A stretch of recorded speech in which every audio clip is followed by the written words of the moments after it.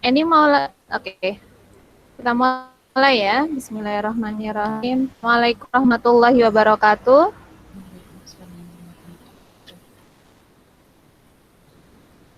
Selamat siang pada hari ini.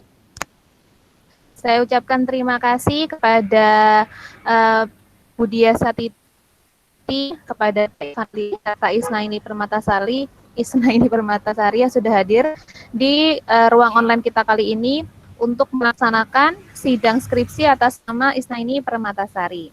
Sebelum kita mulai sesi hari ini, mari kita berdoa semoga sidang ini berjalan dengan lancar dan baik dan bisa banyak masukan yang dapat untuk kebaikan skripsi ini. Juga semoga Eni bisa menjawab pertanyaan dengan lancar dan bisa lulus dari hari ini. Berdoa menurut agamanya masing-masing dipersilahkan.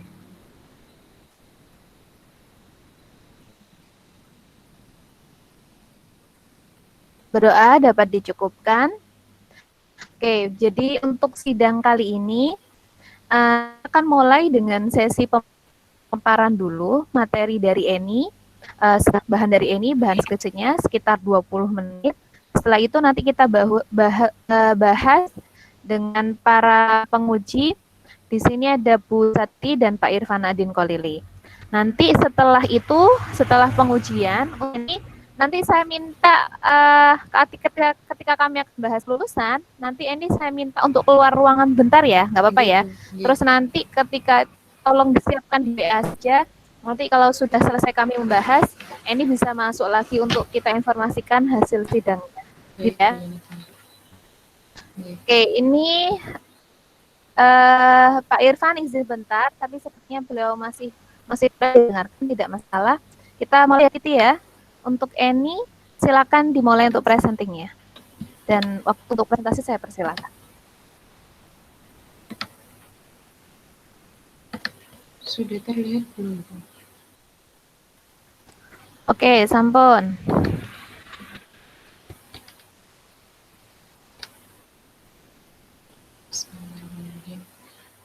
Assalamualaikum warahmatullahi wabarakatuh. Perkenalkan, saya Isnaini Permatasari.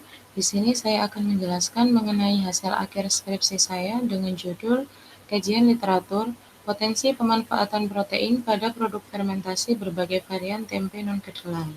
Sebelumnya, saya ingin mengucapkan terima kasih terlebih dahulu kepada Ibu Yunita Siti Mardia, STPMSI, selaku dosen pembimbing yang selalu memberikan support kepada saya, serta Bapak Irfan Adin Khalili, STPMP, dan Ibu Dia Satiti, STPMT, selaku dosen penguji pada sidang skripsi kali ini. Outline yang akan saya sampaikan pada kesempatan kali ini yaitu pendahuluan, metode, hasil, serta kesimpulan dan saran. Tempe merupakan olahan pangan dengan bahan dasar kedelai. Selain karena harga yang ditawarkan cukup murah, kandungan protein pada tempe sangat tinggi. Namun kita tahu bahwasannya produktivitas kedelai dari tahun ke tahun mengalami penurunan. Sedangkan kita tahu bahwasannya Indonesia memiliki banyak sekali ragam jenis tanaman yang mampu untuk dijadikan sebagai bahan alternatif dari pembuatan tempe. Meskipun pada prosesnya tentu akan mengalami sedikit perbedaan. Umumnya, modifikasi akan dilakukan pada proses perendaman, perebusan atau pengukusan, serta waktu fermentasi. Proses tersebut tentunya juga akan berpengaruh terhadap kandungan protein pada tempe yang dihasilkan. Menurut Peraturan Menteri Kesehatan Nomor 41 Tahun 2014, kebutuhan pangan protein nabati pada tiap individu sebanyak 2-4 porsi per harinya, atau setara dengan 4-8 potong tahu maupun tempe berukuran sedang. Mengingat pentingnya protein serta bahan yang mendominasi adalah dari kelompok tempe, baik itu yang berasal dari kedelai maupun non-kedelai, maka perlu adanya penelitian yang dapat mengidentifikasi, menganalisis, serta membandingkan literatur mengenai betapa besarnya potensi pemanfaatan protein pada berbagai varian tempe non-kedelai. Adanya penelitian tersebut tentunya selain memperkaya literatur, dapat juga dijadikan sebagai bahan referensi terhadap upaya yang dapat dilakukan untuk mengemukakan besarnya potensi pemanfaatan protein dari berbagai varian tempe non-kedelai. Untuk melakukan hal tersebut, maka perlu dilakukan kajian literatur dengan menggunakan metode dari data sekunder seperti jurnal, skripsi, karya tulis, maupun proceeding yang didapatkan dengan cara mengunduh dari website seperti Google Scholar, Science Direct, kemudian beberapa repositori universitas dengan cara mengetik metode pembuatan tempe non-kedelai. Adapun secara sistematika, urutannya dimulai dengan pencarian pustaka seperti jurnal, skripsi, karya tulis, proceeding, maupun beberapa penelitian yang membahas mengenai metode pembuatan tempe non-kedelai. Kemudian dilakukan pengunduhan dan didapatkan sebanyak 56 sumber pustaka. Setelah itu dilakukan seleksi berdasarkan syarat kriteria dari sumber pustaka, sehingga didapatkan sebanyak 25 sumber pustaka terpilih. Kemudian dari 25 sumber pustaka terpilih tersebut akan dilakukan analisa, mengkritisi serta membandingkan antar pustaka. Kemudian sehingga akan didapatkan hasil kajian literatur metode pembuatan tempe non-kedelai. Setelah melakukan analisa dari pustaka yang terpilih, terdapat 3 kelompok bahan yang dapat dijadikan sebagai bahan alternatif pembuatan tempe kedelai.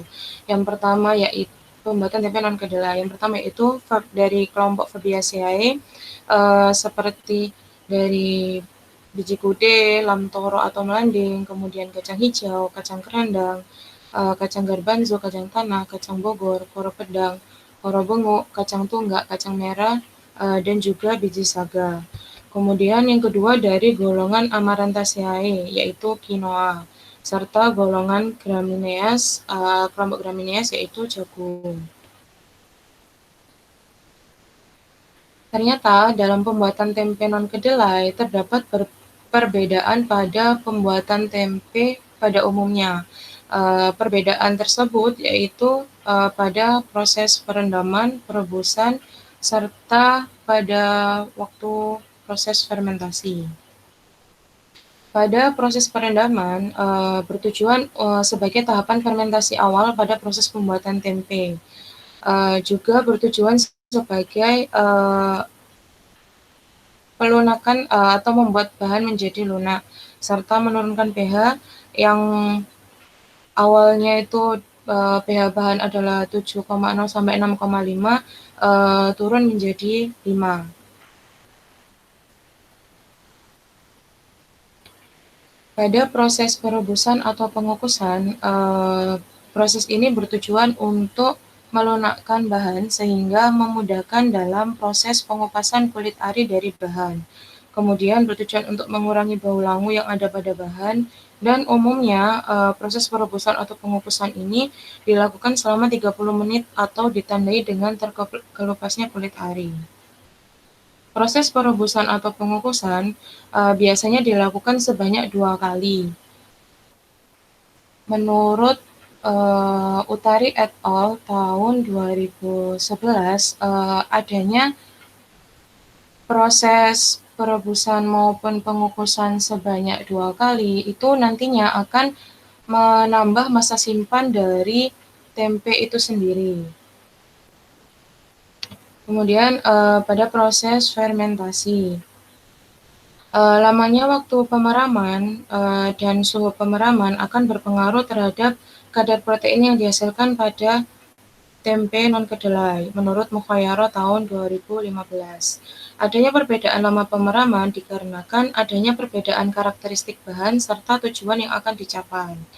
Umumnya, protein akan mencapai kondisi optimum pada pemeraman selama 72 jam, dan setelahnya akan mengalami penurunan kadar protein menurut Istiqomah tahun 2019.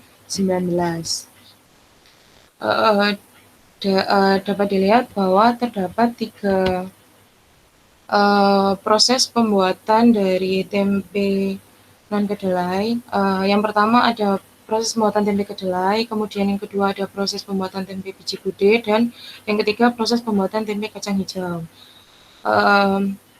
Pada proses pembuatan tempe umumnya sama, namun terdapat penyesuaian dari urutan yang dilakukan.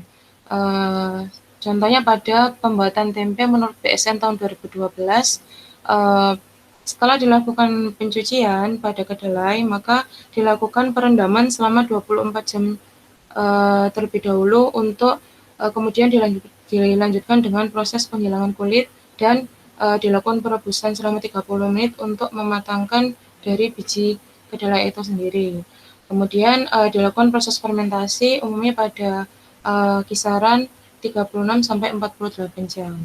Kemudian untuk biji kude, sebelum dilakukan proses perendaman, dilakukan proses perebusan terlebih dahulu selama 30 menit. Kemudian dilakukan proses perendaman selama 24 jam dan setelahnya dilakukan pengukusan selama 20 menit. Dan dilakukan proses fermentasi berkisar 20, 36, dan 42 jam yang bergantung dari tujuan penelitian dilakukan. Kemudian untuk proses pembuatan tempe kacang hijau serupa dengan proses pembuatan biji kude, namun terdapat penyesuaian pada perebusan kedua, yaitu dengan lama waktu hanya 10 menit, dikarenakan karakteristik yang dimiliki kacang hijau itu luas permukaannya cukup kecil, sehingga ketika dilakukan perebusan kedua lama, maka polong tersebut akan hancur dan tidak utuh seperti polong kacang hijau pada umumnya. Begitu juga dengan proses fermentasinya akan disesuaikan dengan tujuan yang akan dicapai.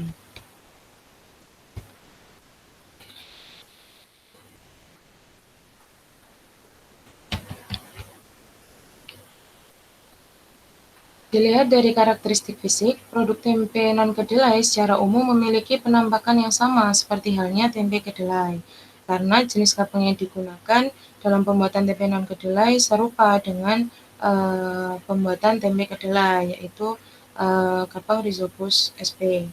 Maka penampakan yang dihasilkan pun sama, yaitu terdapat miselium berwarna putih yang menutupi dari bahan tempe itu sendiri. Namun akan terdapat perbedaan yang cukup signifikan ketika dilakukan proses pemotongan secara melintang, sehingga bulir-bulir atau polong dari tempe dari bahan non kedelai itu akan terlihat cukup jelas.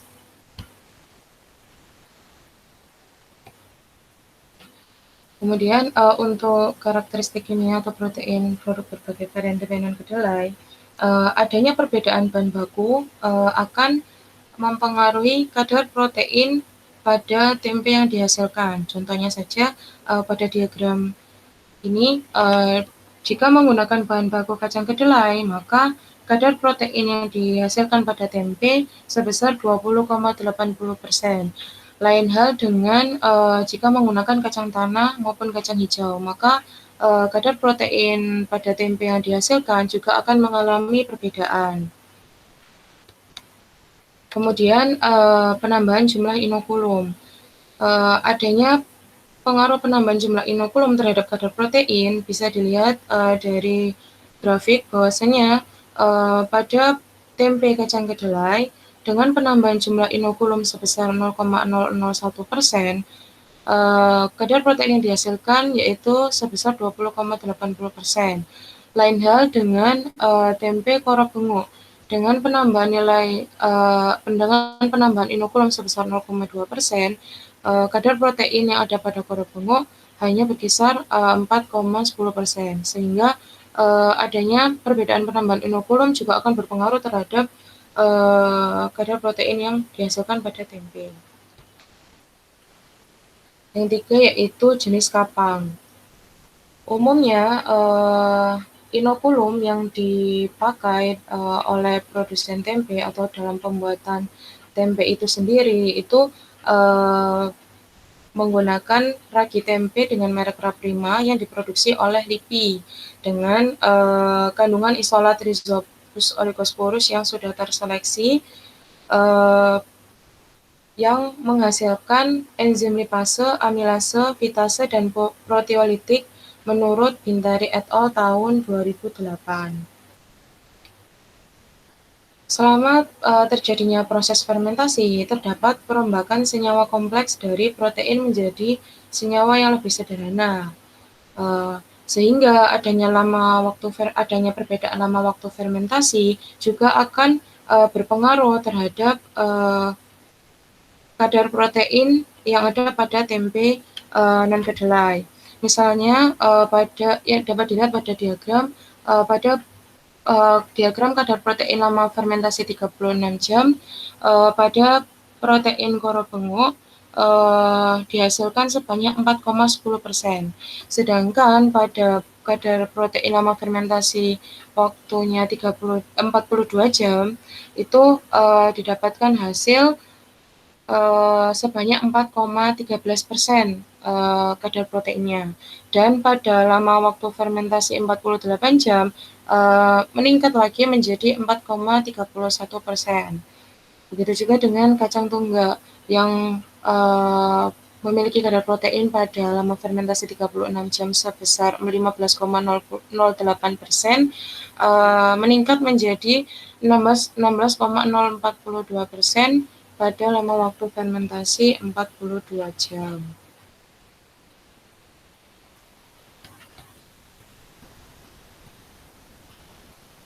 Tentunya kita tahu bahwasannya pemanfaatan atau banyak sekali manfaat protein yang dihasilkan dari protein seperti sebagai penghasil rasa umami, kemudian sebagai pencegah diare, serta sebagai isolat protein. Untuk sebagai penghasil rasa umami sendiri didapatkan dari adanya pemecahan protein menjadi asam amino karena terdapat senyawa asam glutamat yang mampu menghasilkan rasa umami, manis, dan pahit menurut Utami tahun 2014. Jadi adanya rasa umami dihasilkan dari adanya hidrolisis protein menjadi asam amino dan peptida oleh enzim proteolitik. Terdapat kaldu tempe yang sudah dikomersialkan namun belum terlalu banyak, namun sudah ada di pasaran, yang berasal dari tempe kedelai.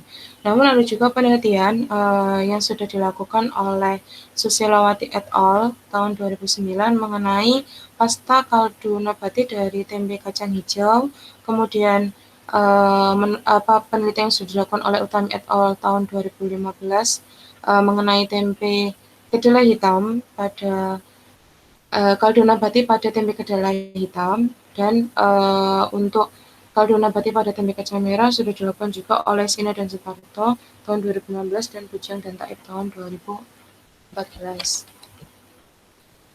Kemudian protein sebagai pencegah diare.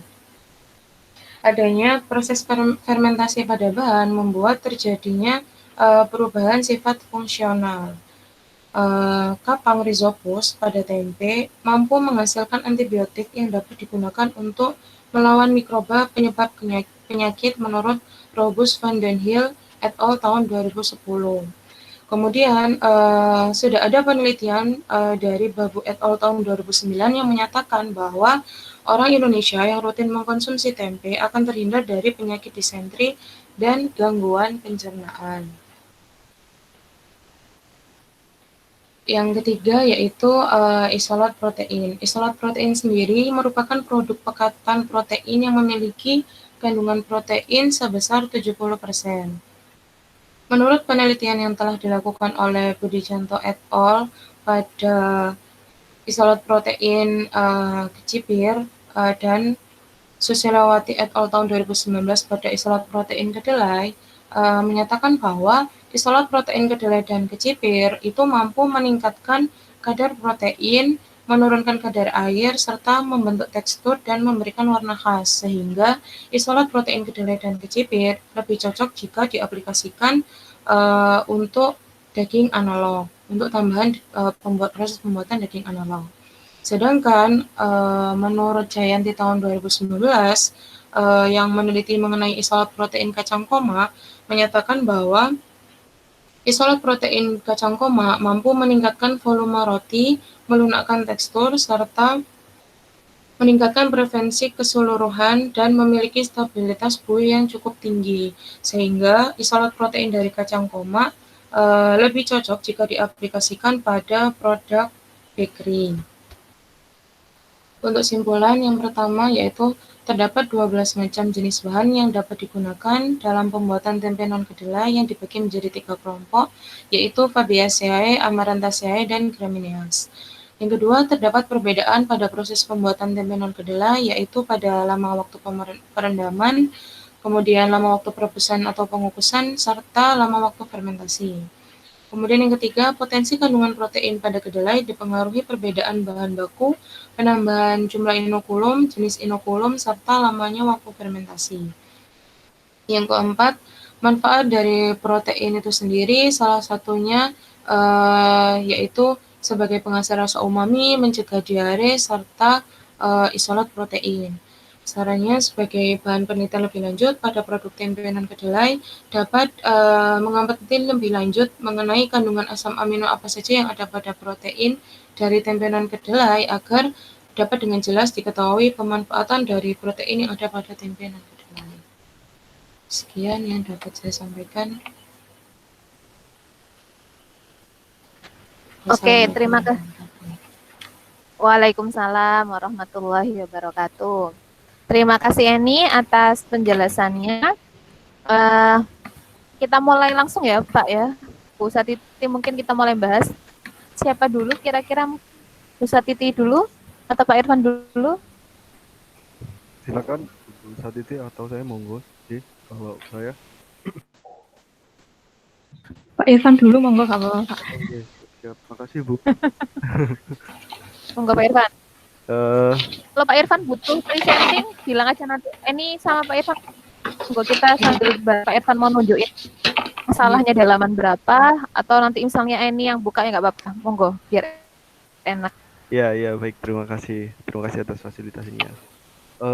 Mungkin saya berikan selamat dulu buat Mbak Eni sudah sampai di sidang skripsi ya. Ya, kemarin juga sudah melihat hasil dan juga sudah cukup lama menurut saya. Mungkin konsultasinya juga cukup padat dengan Bu Yunita. Selamat juga untuk Bu Yunita sebagai pembimbing. Di sini yang mungkin kita perlu diskusikan gitu ya, atau perlu saya coba klarifikasi terkait dengan topik yang awalnya ini adalah sebuah eksperimen gitu, seperti halnya saya bimbing teman MR ya, itu juga sama, yang awalnya juga eksperimen gitu, terus akhirnya buatnya adalah literature review kayak Mbak ini seperti ini. Jadi kita pun di sini sama-sama belajar bagaimana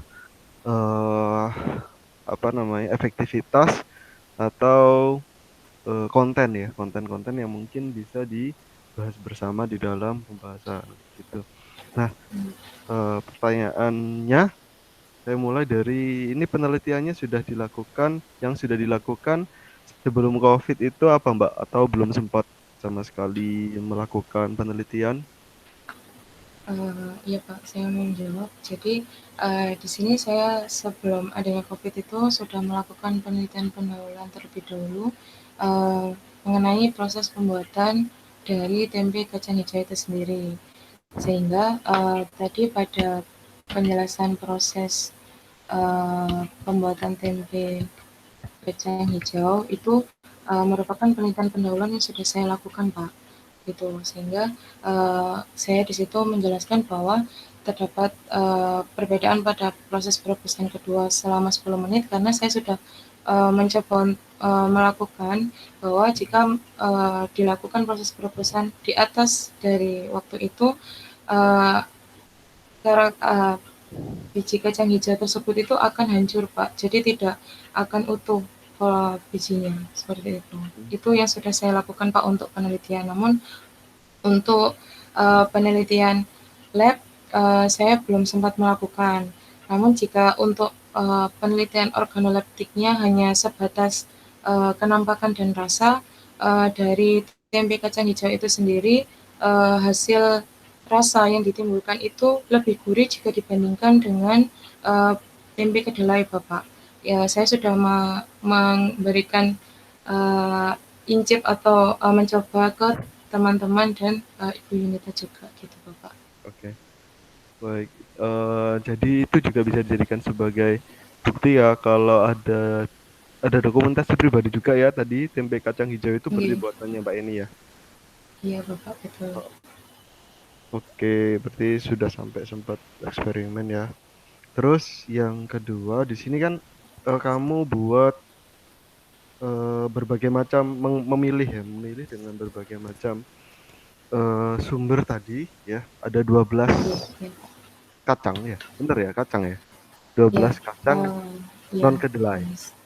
Iya, Bapak. Nah, itu bisa disampaikan nggak reasoning untuk memilih 12 itu tadi seperti apa gitu. Kemudian ada klasifikasi jadi 3 kelompok. Iya, begini Bapak, saya meneruskan. Jadi, karena sebenarnya bahan alternatif untuk pembuatan tempe sendiri itu sebenarnya tidak terbatas hanya untuk kacang-kacangan atau biji-bijian atau polong-polongan. Bahkan dengan menggunakan sayur maupun buah pun juga bisa dijadikan. Saya pernah membaca artikel. Namun karena uh, pendekatan di sini adalah uh, kedelai, yang mana kedelai merupakan kacang atau biji atau golongan dari polong-polongan, maka uh, saya lebih mendekatkan uh, bahan alternatif tersebut yang memiliki karakteristik serupa dengan kedelai itu sendiri, karena pada proses pembuatannya tidak terlalu berbeda jauh dengan proses pembuatan tempe kedelai itu sendiri.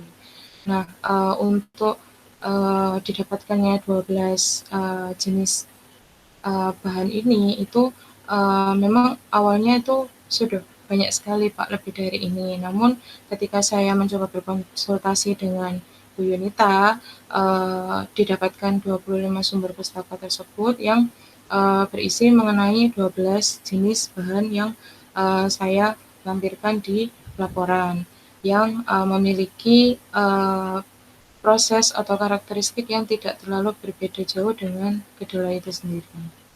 Begitu, Bapak. Yang tidak jauh itu yang seperti apa Mbak kira-kira?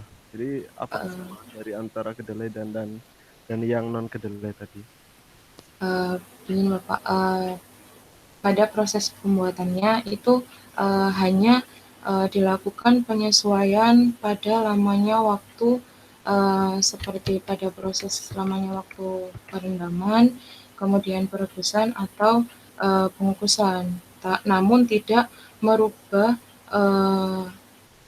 prosesnya gitu Pak. Jadi prosesnya itu tetap serupa walaupun ada yang dilakukan terlebih dahulu sebelum yang lain dan segala macamnya.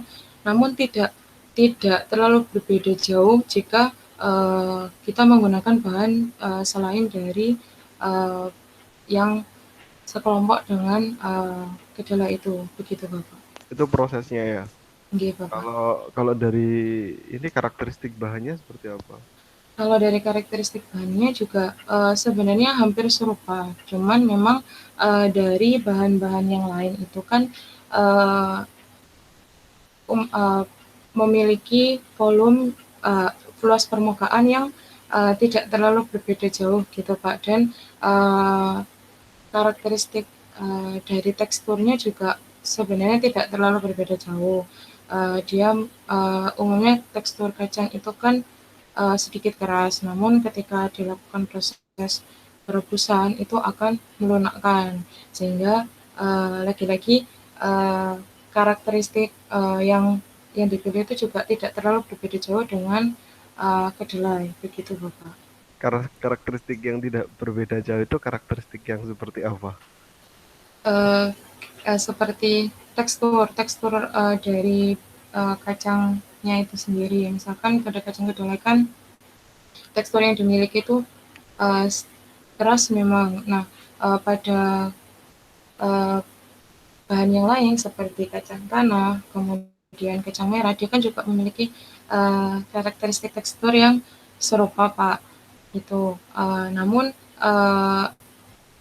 ketika proses itu juga diharapkan serupa, maksudnya serupa itu hasil yang didapatkan itu kan ketika memakan atau ketika melihat tempe kedelai itu kan dia masih terlihat polong-polong atau biji kedelainya.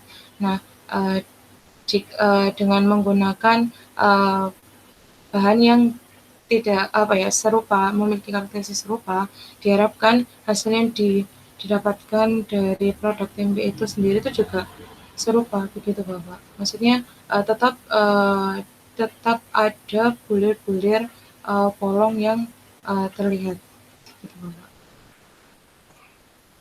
Kalau saya tanya lagi gini, Pak. Jadi jamur yang digunakan untuk membuat tempe itu jamur apa? Kapang rhizopus, Pak. Kapang rhizopus ya. Kapang rhizopus itu berarti dia hanya berfokus kepada tekstur dari sebuah bahan aja untuk bisa dijadikan sebagai tempe dari penjelasanmu tadi. Tidak, Pak, tapi juga berpengaruh pada kadar proteinnya juga, Pak. Berarti pada apakah bahan tersebut punya kandungan protein atau tidak gitu ya? Yes, dengan adanya penambahan kapang untuk proses pembuatan tempe itu kan membuat kandungan protein yang ada pada bahan juga mengalami peningkatan, Pak. Jika dihasilkan menjadi tempe dengan bahan baku non kedelai tersebut, gitu. Oke. Jadi kalau saya tanya protein, berarti salah satunya protein ya yang dijadikan sebagai reasoning bahwa bahan baku tersebut itu bisa dijadikan sebagai bahan baku untuk tempe, gitu ya. Iya, Bapak. Iya. Terus kalau saya ini sebenarnya ada list, Mbak, tapi muncul pertanyaan lagi tuh tadi. Berarti kalau misalnya ada mekanisme kapang tadi untuk mengubah protein ya menjadi mungkin ini Mbak ini yang tahu menjadi sebuah senyawa yang lebih berguna gitu ya.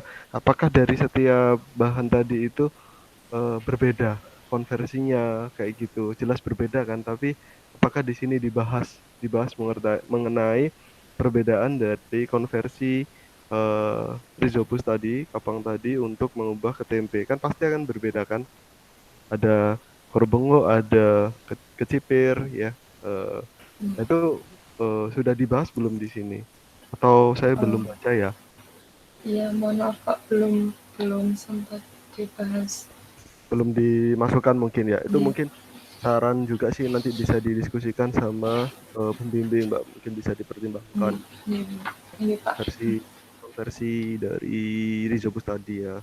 Terus yang pertanyaan selanjutnya di sini dengan penambahan inokulum tadi itu eh, ada nggak jurnal yang menyampaikan kalau penambahan inokulum di di bahan yang sama itu efeknya akan berbeda gitu. Jadi dengan inokulum 10, 20 dan 30% pada kacang korbengo itu berefek terhadap jumlah protein yang dihasilkan oleh tempe korbengo tersebut. Itu ada nggak jurnal tersebut? Ada Pak, namun pada tempe kedelai. Untuk tempe yang lain saya belum menemukan jurnalnya Bapak. Jadi menurut jurnal, namun dia membahas mengenai tempe kedelai itu jika penambahan inokulum itu adanya perbedaan jumlah inokulum, maka kadar protein yang dihasilkan juga akan berbeda.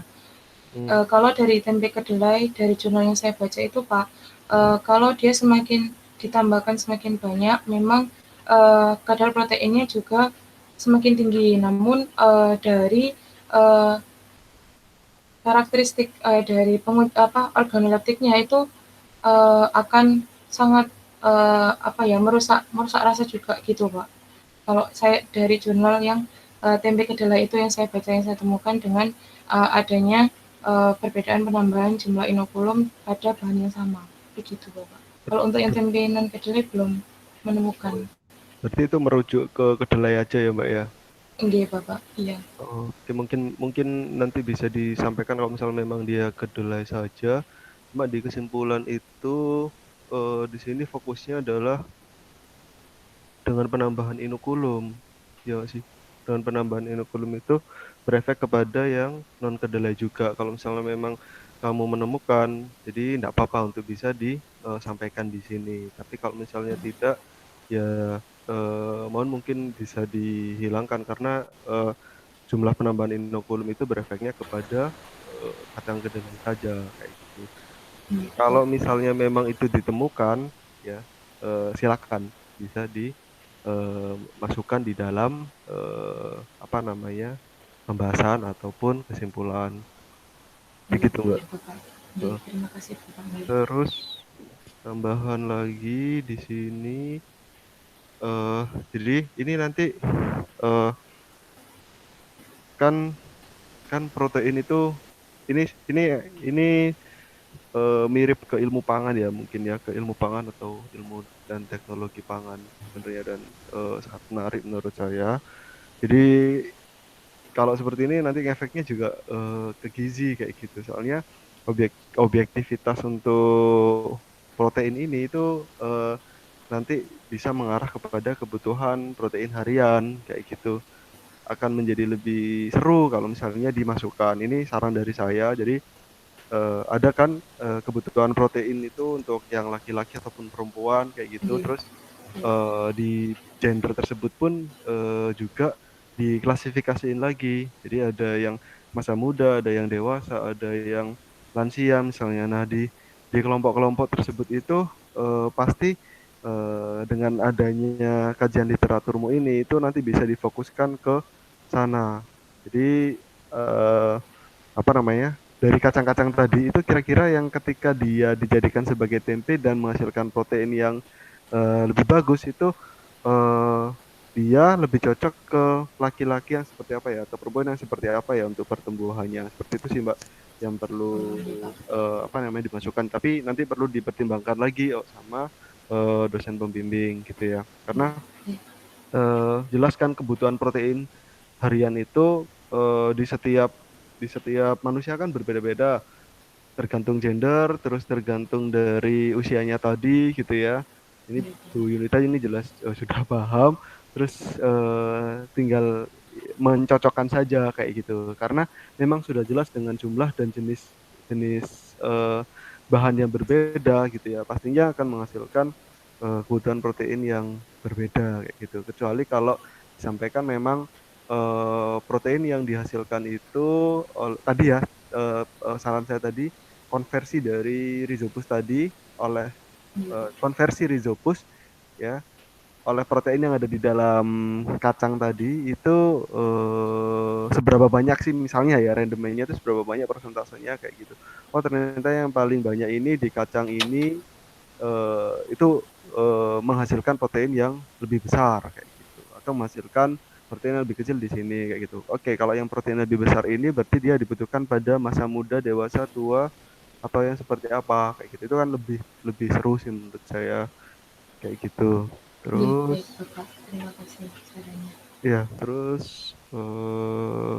nah, yang terakhir di metode pembuatan berbagai varian tempe itu berarti ini ya Mbak, apa namanya? eh penjelasannya lewat klasifikasi metode ini ya di tabel ini ya berarti ya. Iya Bapak. Tabel dengan proses yang berbeda-beda ini. Sorry, proses yang sama, Iya, iya. tapi durasi terus durasi waktu terutama di sini itu yang berbeda seperti itu ya. Iya Bapak. Oke. Menurut saya sih perlu ini belum ada belum ada tabel yang menjelaskan mengenai protein yang bermanfaat untuk, mungkin sudah disampaikan di sini ya. Oh, ini sudah ada. Kandungan protein yang ada pada tempe non kedelai. Grafik yang tadi disampaikan di PPT mungkin bisa diperhalus, diperbaiki juga mungkin, biar lebih apa namanya, fit di di apa namanya, pembahasan Anda sih Mbak. Menurut saya itu akan lebih Oh mudah iya, untuk dibaca kayak gitu. Oh, ternyata quinoa nih yang paling bagus, apa namanya, persentase proteinnya gitu. Jadi orang kan lebih mudah untuk membacanya seperti itu. iya, Ini iya, kan di tabel ya, tabel semua ya. iya, iya. Oke, gitu aja sih kalau menurut saya, masukan dan saran buat Mbak Eni dan Bu Yunita mungkin tidak langsung serta-merta dimasukkan, tapi dipertimbangkan atau didiskusikan dulu dengan Bu Yunita seperti itu. Begitu Baik. Bu Terima Yunita, kasih banyak Pak Mbak Eni. Irfan. Ya, Iya. Oke, baik Pak Irfan, terima kasih banyak. Saya berikan kesempatan berikutnya untuk Bu Satiti, monggo Bu bisa disambung pembahasan atau pertanyaan-pertanyaan lainnya untuk Eni. Baik, eh, terima kasih Bu Yunita atas kesempatannya. Selamat ya Mbak Isnaini, sudah sampai Terima di kasih. sidang skripsi di tengah-tengah pandemi ya, karena kebetulan sekali Mbak Eni ngambil penelitiannya yang eksperimental ya, dan mau nggak mau harus ibaratnya mengganti apa ya, ngubah jalurnya lagi ya. Iya, Bu. Saya apresiasi untuk Mbak Eni dan juga Bu Yunita ya, karena nggak mudah juga untuk mengganti metode dari yang awalnya itu eksperimen kemudian jadi studi literatur. Dan setahu saya studi literatur itu juga bukan hal yang mudah gitu kan, karena kan kita kalau misalnya eksperimental biasanya kan kita tidak sampai mengkritisi sebuah literasi, kemudian bagaimana literasi satu dengan yang lainnya saling terkait gitu kan ya. Kalau dari saya sih Mbak, mungkin sedikit aja sih. Yang mau saya tanyakan, kan Mbak Eni ini dapat 25 literasi ya yang diamati. Iya, Bu, betul. Nah, dari 25 literasi, kemudian ada 12 bahan kan ya yang dipilih, gitu ya. Iya, Bu. Nah, yang saya mau tanyakan, apakah misalnya ya Mbak, dari satu bahan, misalnya kacang tanah, itu kan ada beberapa penulis. Apakah penulis-penulis tersebut itu mengembangkan penelitian dari penulis sebelumnya atau tidak ada hubungannya sama sekali, Mbak? Kalau dari beberapa literatur yang saya dapatkan itu memang murni tidak ada ini Bu, sangkut pautnya dari literatur sebelumnya. Jadi hampir semuanya itu bertujuan untuk mencari bahan alternatif sebagai pembuatan tempe dari kedelai yang produktivitasnya semakin menurun, begitu Bu. Oh gitu, oke. Kalau dari pengamatannya Mbak Eni sendiri, apa sih perbedaan dari misalnya ya, saya ambil contoh misal kacang tanah ya, itu kan ada 3 penulis ya, ada Bujang dan Taib 2014, kemudian Radiati dan Sumarto 2016, dan Pamungkas 2018. Kalau dari yang Mbak Eni baca, perbaikan apa sih yang dilakukan sama Radiati dan Sumarto yang membedakan dia dengan Bujang dan Taib? Kan Bujang dan Taib dulu ya, baru Radiati dan Sumarto. Gitu. Kalau misalkan pada yang sudah saya baca pada Radiati dan Sumarto, penyesuaiannya itu pada Bujang dan Taib itu hasil protein yang didapatkan itu tidak terlalu tinggi Bu, karena ketika proses pembuatan itu kontrol dari suhu itu tidak dilakukan, jadi hanya dilakukan pada suhu ruangan, namun tidak diukur lebih lanjut bahwa suhunya sekian, tidak ada batasan seperti itu. Namun pada Radiati and Sumarto itu lebih disesuaikan Bu untuk suhu pemeraman, kemudian uh, batasan dari inokulum juga penambahannya begitu Bu. Terus dari lamanya waktu fermentasi itu Radiati N Sumarto ini tuh lebih cukup beragam daripada yang Bujang Entaib begitu Bu. Oke, berarti ada ini ya, maksudnya ada perbaikan di treatmentnya begitu ya, kalau yang saya tangkap. Iya Bu. Berarti metodenya diperbaiki di Radiati dan Sumarto. Iya. Oke. Itu Mbak masukkan, kalau saya baca belum ada ya Mbak ya di penjelasannya ya. Maksudnya Iya Bu.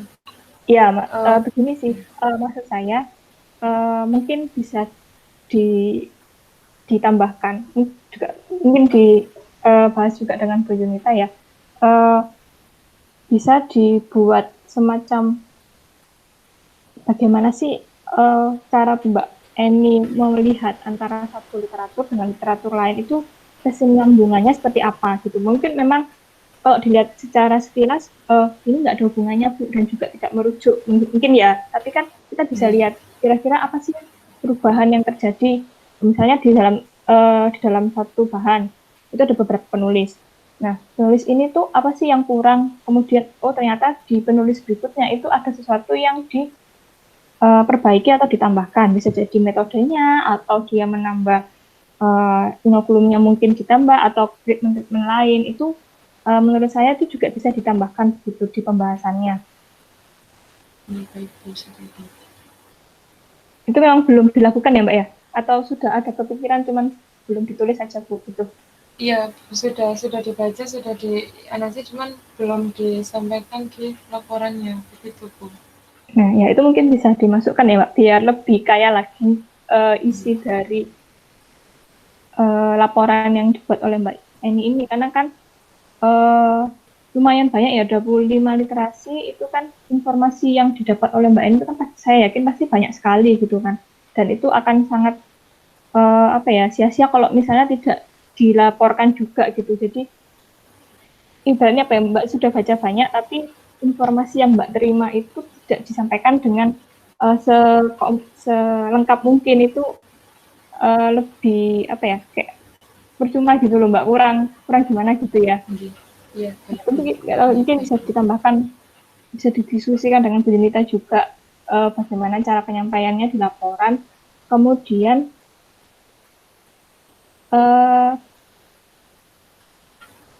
dari yang 12 itu ada nggak Mbak penelitian yang dia itu menggabungkan beberapa bahan? Maksudnya misal kacang-kacang ditambah dengan kedelai atau bagaimana gitu? Ini di ada pada koro pedang, kemudian quinoa sama jagung Bu. Jadi penambahannya itu yang koro pedang itu dengan kacang kedelai. Kemudian untuk quinoa itu dengan kacang merah, dan jagung itu dengan kedelai Bu. Nah, proporsi dari koro pedang dan kedelai itu memang yang hasil protein yang didapatkan dari tempenya itu lebih besar ketika penambahan kedelainya itu lebih besar dibandingkan dengan koro pedangnya Bu. Serupa dengan jagung dan kedelai, campuran bahan jagung dan kedelai. Sedangkan pada quinoa dan kacang merah juga jika penambahan kacang merah itu lebih besar, maka protein yang didapatkan juga lebih besar begitu Bu. Jadi yang lebih dominan itu dari si bahan tambahannya seperti kedelai dan kacang merah. Kalau saya baca dari jurnalnya begitu Bu. Berarti kan bahan utamanya quinoa gitu ya? Iya, tapi bahan tambahannya kan kacang merah. Terus kalau ditambah kacang merahnya semakin banyak, maka protein yang dihasilkan semakin besar gitu ya? Jika semakin tinggi gitu Bu. Tapi kalau pure quinoa itu hanya berkisar di 10%, belasan persen, tidak sampai 20 ke atas gitu. Oh, jadi bahan utamanya quinoa, tapi dia kalau proporsinya Mbak, apa rasio antara quinoa dan kacang merahnya lebih banyak quinoa atau gimana? Nah, itu Bu, kalau misalkan dari hasil kadar proteinnya, itu kalau hanya quinoa sebesar 100%, itu kadar protein yang didapatkan hanya berkisar antara 10-15%, saya sedikit lupa Bu. Pokoknya sekitar 12% aja. Nah, sedangkan jika uh, ditambahkan dengan kacang merah yang berkisar dari 40, 60 sampai 80%, itu ketika dia ditambahkan kacang merah dengan proporsi 80%, itu mencapai tingkat kadar protein yang paling tinggi, begitu Bu. Makanya yang saya lampirkan di sini quinoa sebesar 20% dan kacang merah sebesar 80%. Itu yang memiliki kadar protein paling tinggi, begitu.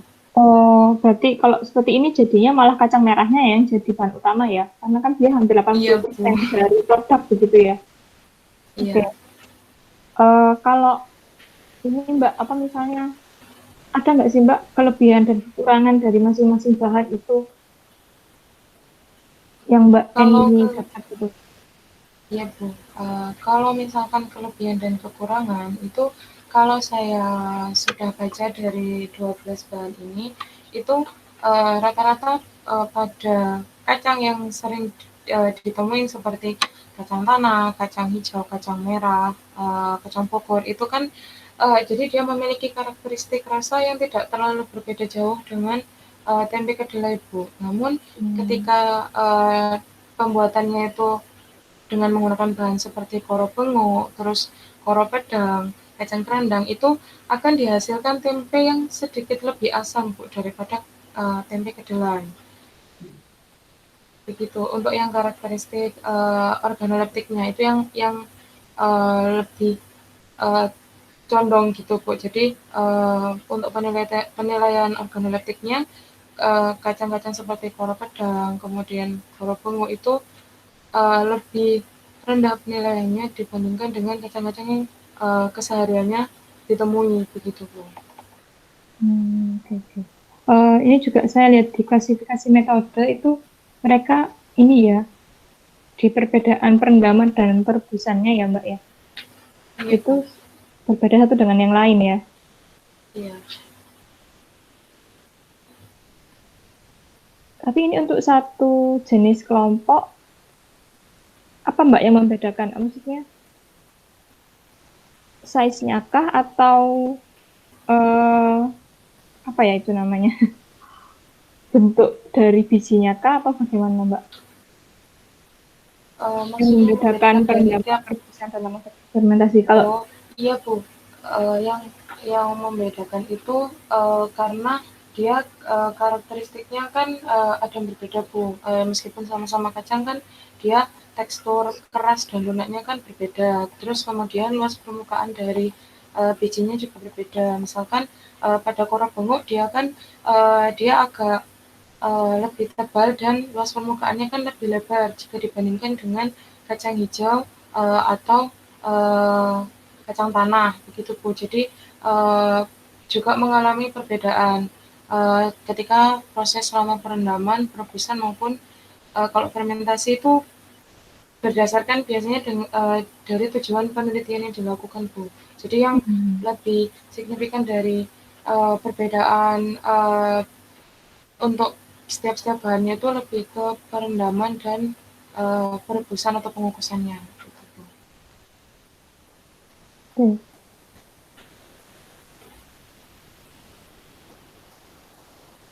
Oke, mungkin dari saya itu dulu Bu Yunita.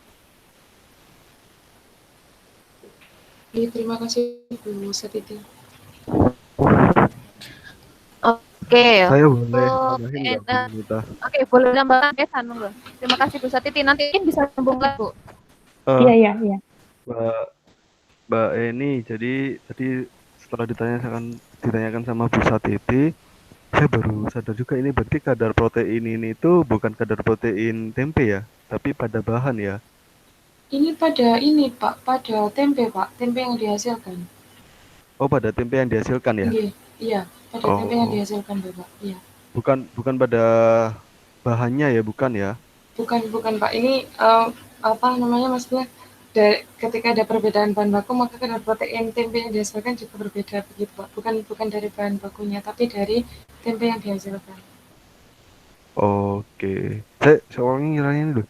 Kalau bahan berarti dia sumbernya dong kalau kayak gitu. Terus tadi disampaikan kalau yang apa namanya yang hampir sama dengan kedelai itu gabungan ya Iya Pak, antara quinoa dengan apa itu? itu quinoa dengan kacang merah. Terus ada juga koro pedang dengan kedelai Pak.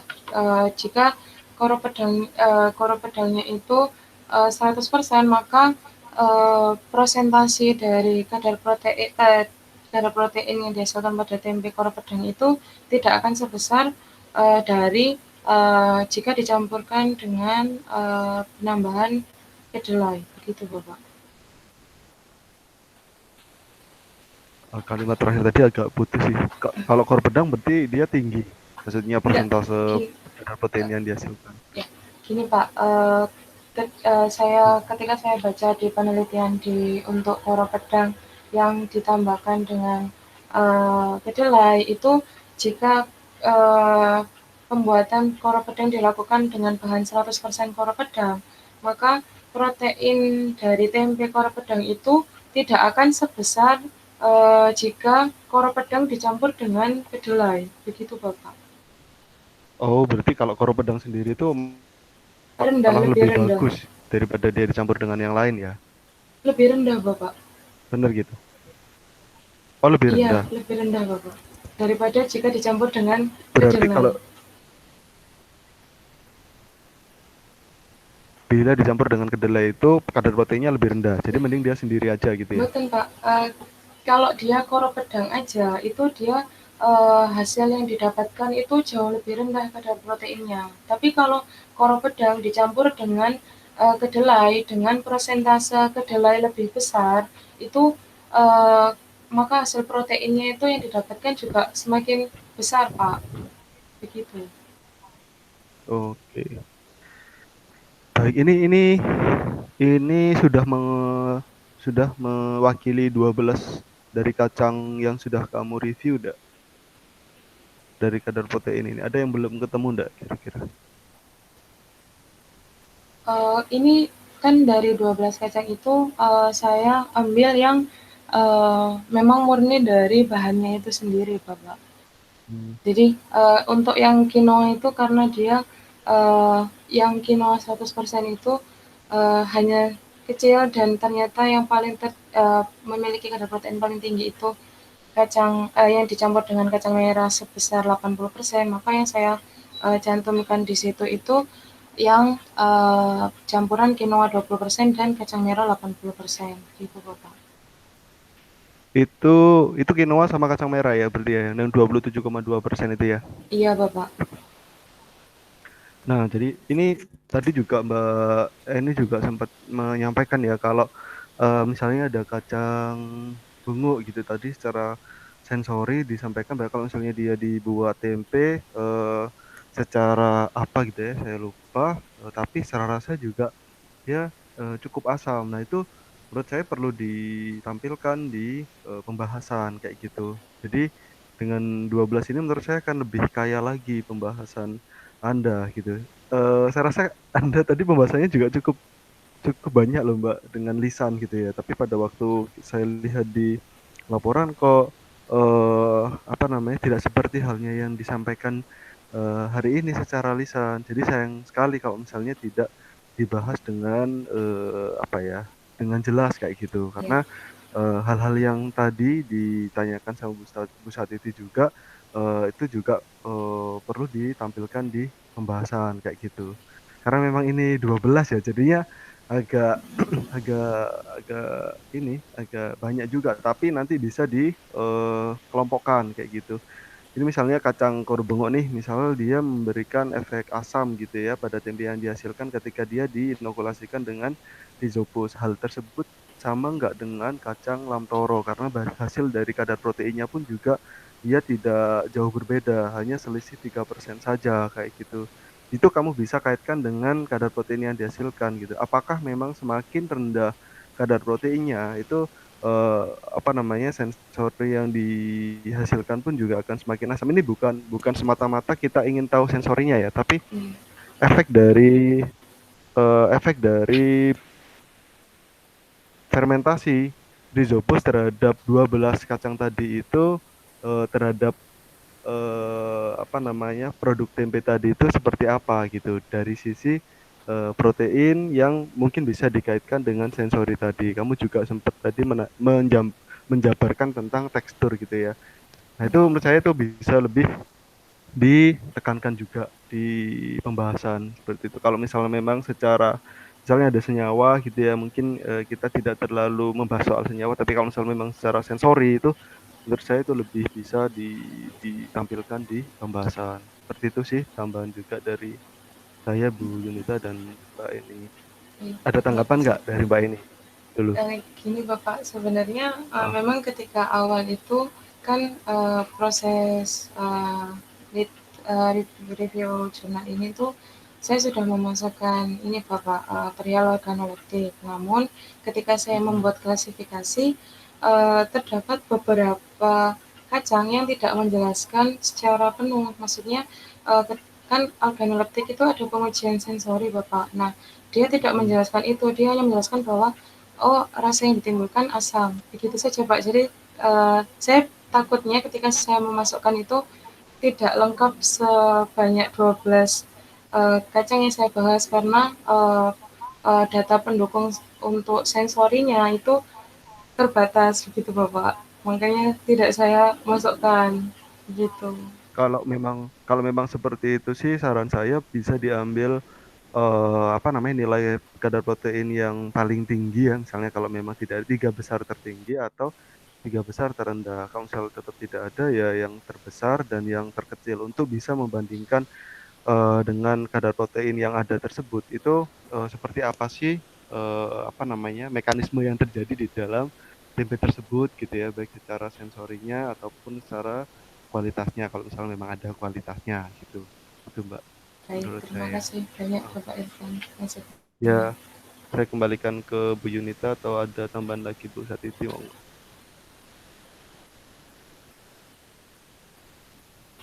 Oke, Pak Irfan, terima kasih. Oh, mungkin ada tambahan lagi dulu, mungkin Bu Dia Satiti, Pak Irfan, atau mungkin ini ada Pak Gabriel.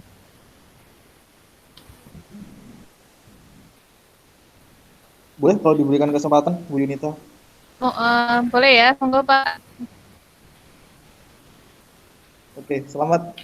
Yang pertama saya sampaikan selamat ya buat Mbak Eni karena sudah masuk pada tahapan akhir dinamika pendidikan perguruan tinggi. Artinya sudah melalui proses yang cukup panjang sampai akhirnya ada di tahapan ini, dan harapannya apa yang didapat selama semester awal ya, dari semester 1 sampai terakhir ini nanti akan jadi bekal pada saat Mbak Eni lulus. Nah, terkait dengan penelitiannya, ini penelitian yang menarik karena berupa kajian literatur dari potensi apa namanya, potensi protein ya, potensi pemanfaatan protein pada fermentasi, pada produk fermentasi berbagai varian tempe dan kedelai. Tidak jarang kita temui banyak alternatif-alternatif material memang yang digunakan sebagai bahan baku pembuatan tempe. Nah, namun dari situ kita juga perlu perhatikan bagaimana penerimaan dari konsumen ketika muncul variasi-variasi dari produk-produk tersebut. Di sini saya berperan bukan sebagai penguji ya Mbak Eni, mungkin hanya sebagai pemberi masukan saja sekaligus untuk mengklarifikasi serta mengkonfirmasi pada beberapa hal, karena saya juga sempat mengikuti Mbak Eni pada saat di awal proses seminar proposal pada waktu itu. Saya sempat baca pada tulisannya Mbak Eni di laporan yang berbunyi bahwa, ingat saya berbunyi seperti ini, lama pemeraman dan suhu pemeraman itu memberikan pengaruh terhadap kadar protein pada tempe. Bisa diklarifikasi apakah pernyataan yang seperti itu betul menurut Mbak Eni? Gini Pak, itu saya mengambil dari jurnal juga dari Mukayara tahun 2000.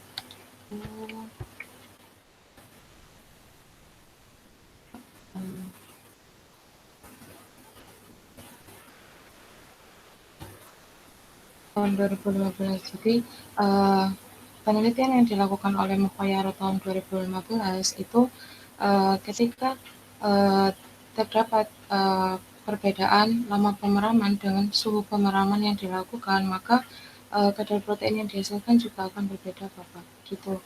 Jadi yang saya tahu ketika saya melakukan penelitian pendahuluan, memang lamanya pemeraman itu juga akan berpengaruh pada karakteristik kenampakan yang dihasilkan juga akan Bapak. Nah, kalau misalkan saya juga baca dari sumber-sumber literatur, itu memang semakin lama pemeraman itu maka kadar proteinnya juga akan semakin meningkat. Namun akan mengalami kondisi optimum itu pada proses pemeraman selama 72 jam yang dijelaskan oleh Istiqomah tahun 2009, dan setelahnya akan mengalami proses penurunan kadar protein. Kalau dari jurnal yang saya baca, dari Mukayara tahun 2015, dari data yang disampaikan, adanya lama pemeraman dan suhu pemeraman berpengaruh terhadap kadar protein yang dihasilkan juga. Begitu, Pak. Oke, pernyataan yang disampaikan tadi semuanya serba dari literatur. Makanya tadi saya sampaikan bagaimana justifikasi Mbak Eni terhadap pernyataan tersebut. Ini kan harusnya sidang toh. Kalau sidang ini menguji pemahaman si penyaji, bukan hanya sekedar mampu menyajikan saja tapi juga memberikan rasionalisasi. Begitupun pembahasannya. Pada saat saya sempat baca laporannya Mbak Eni, kebanyakan cara membahasnya itu adalah menggunakan bahasa orang kedua, bukan orang pertama. Artinya Mbak Eni hanya mengulas ulang pernyataan-pernyataan dari orang-orang yang disitasi atau yang digunakan sebagai referensi. Sangat minim sekali menggunakan justifikasi pribadi yang didukung oleh referensi. Makanya saya minta di sini, paling tidak pada penelitian-penelitian yang sifatnya adalah studi literatur atau kajian pustaka, sisipkan konsep, gagasan yang dimiliki oleh seorang peneliti dan dikaitkan dengan literatur yang akan digunakan. Nah, di sini saya tadi minta justifikasinya. Kalau menurut Mbak Eni, itu bagaimana sih? Kenapa bisa lama pemeraman dan suhu pemeraman itu punya pengaruh pada kadar protein? Terlepas pernyataan dari peneliti lain. Iya, Pak. Saya mencoba untuk menjawab ya, Pak. Jadi semakin lama waktu pemeraman kan hidrolisis protein yang terjadi kan akan semakin optimal, Pak. Jadi dia akan berpengaruh juga pada kadar protein yang dihasilkan. Sedangkan suhu pemeraman itu kan kapang itu juga membutuhkan suhu pemeraman untuk bisa tumbuh, untuk agar bisa menghidrolisis protein yang ada pada bahan, sehingga adanya lama pemeraman dan suhu pemeraman itu juga akan berpengaruh pada kadar protein. Itu Bapak. Begitu ya? Begitu penjelasannya. Kira-kira hidrolisis itu memecah atau ini membuat aglomerat? Memecah atau menjadi menghasilkan sesuatu yang baru? Menghasilkan asam amino, Bapak. Menghasilkan asam amino. Jadi pernyataannya semakin lama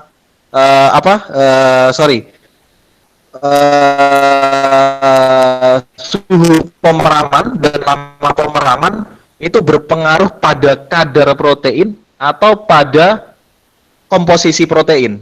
Kalau menurut Mbak ini yang lebih tepat yang mana? Pada komposisi protein, Bapak. Komposisi protein, benar demikian.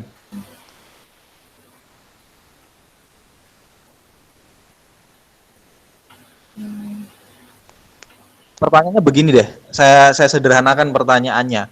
Kira-kira bahan itu dari awal, bahan apapun dari awal dia sudah punya proporsi protein atau kandungan protein tertentu nggak di dalam bahannya? Iya, sudah Bapak, sudah memiliki Punya. kandungan Oke. protein. Setelah dilakukannya proses, kira-kira proteinnya, kadar protein atau prosentase proteinnya akan bertambah atau berkurang? Atau tetap? Akan bertambah Bapak. Akan bertambah ya. Kalau kena proses proteinnya akan bertambah ya proporsinya atau kadarnya. Pada proses fermentasi ini dia kandungan proteinnya akan bertambah Bapak. Dari beberapa referensi yang saya baca itu dengan adanya proses fermentasi maka kadar protein dari bahan itu akan meningkat. Seperti itu Bapak. Kadar proteinnya akan meningkat. Iya Bapak, kalau dari beberapa referensi kan dijelaskan kadar proteinnya dan ada beberapa referensi lain yang menyatakan dari kadar asam aminonya itu sendiri. Jadi protein yang sudah terhidrolisis seperti itu Bapak. Bisa jadi loh pernyataan peneliti-peneliti sebelumnya salah dan kamu menemukan satu teori yang tepat. Jadi yang benar gimana? Kira-kira protein dari suatu bahan ketika dia mengalami proses jumlahnya akan tetap, akan bertambah atau berkurang? Pada studi kasus ini itu dari referensi yang saya baca, bahan yang sudah memiliki kandungan protein sebelumnya, jika dilakukan proses fermentasi untuk dijadikan tempe, maka kandungan protein yang ada di dalamnya akan semakin meningkat. Begitu Bapak. Kandungan proteinnya yang meningkat. Oke, Pak. Benar demikian. Mbak ini pernah dengar ini nggak sih? Pernah dengar soal denaturasi protein? Pernah dengar soal kerusakan protein? Pernah nggak? Iya, Pak. Benar. Pernah. Kalau suatu bahan dia kena perlakuan panas, asam, dan dia mengandung protein, kira-kira terjadi kerusakan nggak sih pada proteinnya? Iya, betul Pak. Terjadi kerusakan. Mengalami kerusakan. Kalau mengalami kerusakan, jumlah proteinnya akan berkurang nggak? Iya, berkurang. Namun kan ini kan ada proses fermentasi yang melibatkan kapang, Pak. Jadi dengan adanya kapang ini kan dia mampu menghidrolisis proteinnya tersebut supaya Proses hidrolisis itu merusak atau memperbaiki? Proses hidrolisis itu kan memecah loh, memecah kan ya? Dia merusak atau memperbaiki? Merusak, Bapak. Merusak ini bisa diartikan menyederhanakan nggak? Iya, Dari yang awalnya proteinnya kompleks menjadi protein yang sederhana berupa asam amino. iya, Bapak. Betul.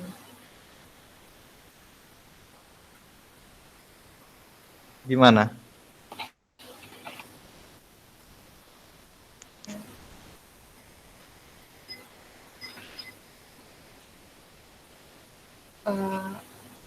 Ya, dengan adanya proses fermentasi ini, berarti kadar protein yang ada pada bahan sebelumnya itu mengalami proses hidrolisis atau pemecahan senyawa menjadi lebih sederhana, sehingga yang meningkat itu senyawa-senyawa sederhana yang dihasilkan, bukan kadar proteinnya. Gitu, bener gitu. Jadi bukan proteinnya yang meningkat. Protein itu kompleks apa sederhana sih? Kompleks, Pak. Ya, kalau asam amino sederhana atau kompleks? Sederhana. Oke, jadi yang meningkat tadi protein atau asam aminonya? Asam aminonya. Asam aminonya. Lalu pernyataan yang tadi di awal saya kembalikan, lama waktu pemeraman dan suhu pemeraman akan meningkatkan kadar protein. Kira-kira itu benar apa enggak? Tidak benar. Gimana, En? Suaranya Kalau menjauh ini, suaranya menjauh. kalau Jadi dari kayak ragu-ragu ini mau menjawab. kalau dari penjelasan yang tadi itu berarti eh, seharusnya lama pemeraman dan suhu pemeraman itu bukan berpengaruh terhadap kadar protein, tapi terhadap eh, senyawa sederhana yang sudah terpecah dari protein itu sendiri. Nah, atau bisa disebut mempengaruhi komposisi asam Asam amino, amino. begitu. Iya, iya. Ya, ya mungkin kalau itu menjadi satu teori baru dan bisa dibilang membantah teori-teori sebelumnya, proses fermentasi itu meningkatkan atau lama pemeraman dan suhu pemeraman itu bisa meningkatkan kadar protein, bisa jadi pernyataanmu ini ada temuan baru loh, En. Gitu, Pak. Siap. Oke, jadi saya cuma mengarahkan aja ya, bener enggaknya nanti silahkan dikonfirmasi dengan dasar-dasar teori yang lain. Jadi kalau bisa jangan terbatas hanya pada jurnal-jurnal nasional, gunakan jurnal-jurnal internasional juga, dan juga mungkin referensi dari pembimbing tentunya sebagai dasar pembahasannya. Oke ya, di poin itu ya. Gitu, Pak. Gimana, En? Iya, Pak. Terima kasih, Pak, masukannya. Oke, eh apalagi ya yang mungkin bisa saya ulik dari Eni tadi. Bentar. Ya, intinya itu tadi sih, En.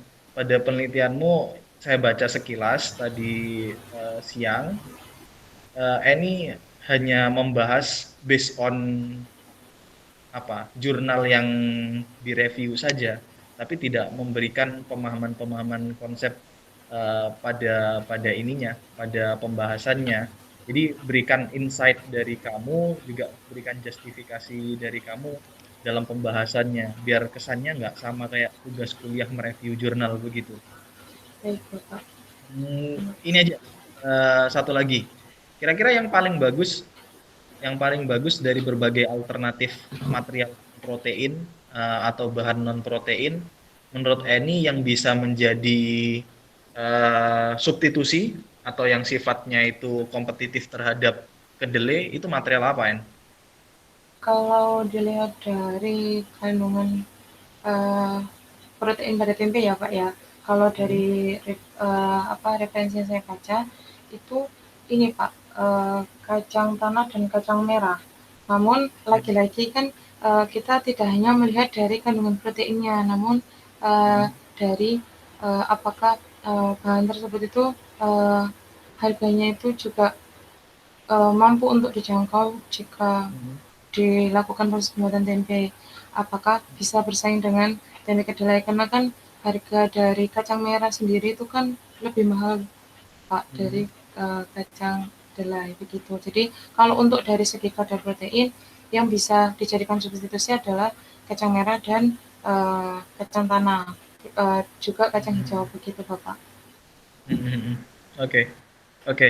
Itu tadi poin yang bagus yang disampaikan oleh Eni, bahwa dalam memilih material tidak hanya sekedar material itu bisa digunakan atau tidak, tapi juga harus dilihat secara komprehensif, secara sistemik, faktor-faktor yang berkaitan dengan pemilihan material, seperti penerimaan konsumen terhadap material tersebut, lalu bisa dikaitkan juga dengan ketersediaan material, ekonomi dari si material, nah itu bisa dikait-kaitkan. Mungkin kalau itu belum masuk ke dalam pembahasan, bisa dimasukkan juga ke dalam pembahasan, karena review jurnalmu ini kan sebutannya adalah potensi kan ya. Iya, Karena Bapak. kalau potensi itu bisa dikaitkan kepada banyak aspek. Iya. Terima Oke. kasih Bapak masukannya. Lalu terakhir mungkin saya mau minta justifikasi lagi sama Eni dari berbagai macam material yang digunakan tadi, yang berhubungan dengan pemanfaatan proteinnya ya. Jadi di potensi pemanfaatan proteinnya, arah pengembangannya bisa diarahkan kemana saja sih, En? Protein-protein dari tempe non kedelai ini? Kalau dari lagi-lagi saya kan belum ini, Pak, belum menemui produknya sebenarnya. Namun dari referensi dan sudah ada yang dihasilkan Pak untuk kaldu tempe kedelai. Sudah dikomersialkan, namun belum terlalu banyak dan belum saya juga belum sempat untuk mencoba untuk membeli. Nah, itu kalau tempe kedelai itu sudah dijadikan kaldu Pak. Nah, namun sudah ada penelitian sudah dilakukan juga untuk kacang hijau, kemudian kacang merah, kedelai hitam, itu juga dapat dijadikan kaldu dengan adanya proses fermentasi Kojimoromi, begitu Bapak. Jadi hasil yang didapatkan itu berbentuk pasta, bukan berbentuk bubuk seperti tempe kedelai. Kemudian untuk yang isolat protein itu saya menemukan pada bahan kecipir yang dijadikan tempe. Nah, itu tempe kecipir itu dia bisa dijadikan isolat protein untuk sebagai bahan tambahan baking analog, karena menurut referensi yang saya baca itu dia mampu untuk meningkatkan kadar protein, kemudian menurunkan kadar air dan membentuk tekstur, sehingga untuk pengaplikasiannya itu lebih cocok kepada baking analog. Sedangkan untuk isolat protein dari tempe kacang komak yang saya dapatkan dari referensi juga, itu dia lebih mengarah ke bakery, karena dia bisa meningkatkan volume roti, kemudian bisa dia memiliki stabilitas buih yang cukup tinggi. Begitu sih Bapak, kalau dari yang saya dapatkan. Menurut Eni, silahkan dijustifikasi lagi. Perspektif mana ketika berbagai material yang direview oleh Eni ini tadi, dari 12 material ini diproduksi sebagai tempe ataukah diproduksi sebagai produk turunan tempe? Kalau justifikasi saya akan lebih bisa diterima ketika dijadikan bahan lain selain tempe Bapak. Karena ketika bahan tersebut dijadikan tempe untuk yang langsung konsumsi, itu karakteristik rasa yang dihasilkan itu kalau dari yang referensi yang saya baca itu juga kurang bisa diterima, karena beberapa kacang yang umumnya bukan seperti kacang hijau, kacang merah maupun kacang tanah itu rasa yang ditimbulkan lebih asam Bapak. Nah, kalau saya menjustifikasi lebih baik jika 12 bahan yang sudah saya review itu lebih cocok dijadikan untuk sebuah produk, begitu Bapak. Oke, jadi pendekatannya, approach-nya begini, En. Itu jadi satu poin pembahasan yang menarik jika Eni sertakan di dalam pembahasan penelitiannya. Dari 12 material ini, coba dijustifikasi mana yang bisa menjadi substitusi, yang potensinya itu lebih kepada substitusi dari tempe. Tadi Eni sudah sempat menyebutkan ada kacang tanah dan juga kacang merah, tapi lakukan konfirmasi bahwa apa saja yang harus diperhatikan dalam proses substitusi ketika dipilihnya material menjadi tempe. Tapi bahas juga ada porsi lain pembahasannya bahwa ada material-material tertentu A, B, C, D itu dia itu lebih potensial diarahkan untuk dimanfaatkan produk turunan tempenya, sehingga dalam proses produksi tempe dari berbagai material tersebut itu hanya proses transisi sebelum dilakukannya proses lebih lanjut dalam menghasilkan produk-produk yang diinginkan. Ya, itu menjadi satu pembahasan yang menarik nanti kalau disertakan di dalam pembahasannya. Balik lagi seperti yang tadi saya sampaikan di awal, biar tidak sekedar hanya mereview jurnal saja, tapi ada insight, ada wawasan, ya, ada konsep yang juga Eni sertakan di dalam pembahasannya. Mungkin itu aja masukan dari saya. Ya, semoga masukan dari saya tidak merubah banyak konsep dari penelitiannya dan bisa menambah khasanah baru dalam pembahasan dan skripsi yang dihasilkan oleh saudari Eni. Terima kasih dari saya kembalikan ke Bu Yunita. Assalamualaikum warahmatullahi wabarakatuh. Waalaikumsalam warahmatullahi wabarakatuh. Terima kasih banyak Pak Gabriel masukannya.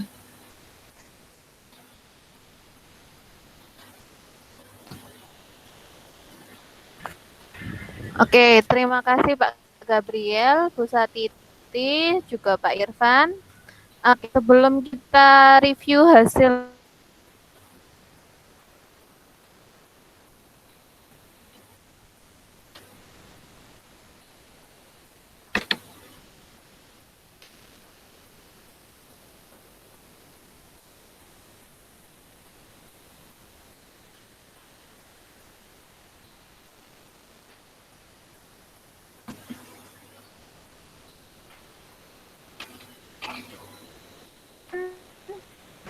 ada beberapa tambahan yang tadi sudah dibahas ya, En, ya. Nanti bisa kamu lihat datanya ini.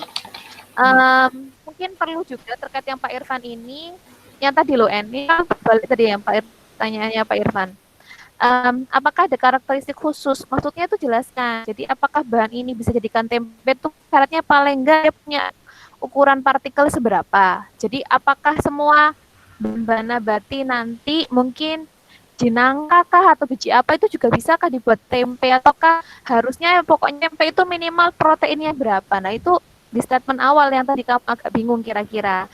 Atau dari 12 bahan itu mungkin kamu bisa membuat satu kesimpulan bahwa sebenarnya itu siapapun bahannya bisa dibuat. Asal misalnya karena rhizopus ini mungkin ternyata dia kategorinya kapang yang bisa tumbuh di mana saja gitu. Ya, nanti kamu bahas yang pertama ini yang perlu diklarifikasi di statement awal adalah karakteristik bahan yang bisa jadikan tempe itu sebenarnya apa sih? Apa ukurannya? Apakah karakteristik kimia atau apanya? Lalu nanti kamu bahasnya juga masuk ke rhizopusnya. Jadi mungkin bisa kamu tambahkan juga informasinya terkait rhizopus itu mikroba apa sih dia ini yang sehingga dia bisa mengubah, dia melakukan enzimatik apa saja, protease kah, amilase kah, atau lipase, sehingga bahannya harus ada 3 bahan itu atau hanya salah satu bahan sehingga dihasilkan produk yang namanya tempe itu. Bagaimana konversi kimia bahan per bahannya ini? Ini tadi yang diminta juga sama Pak Irfan. Ini tadi juga terkait AKG boleh.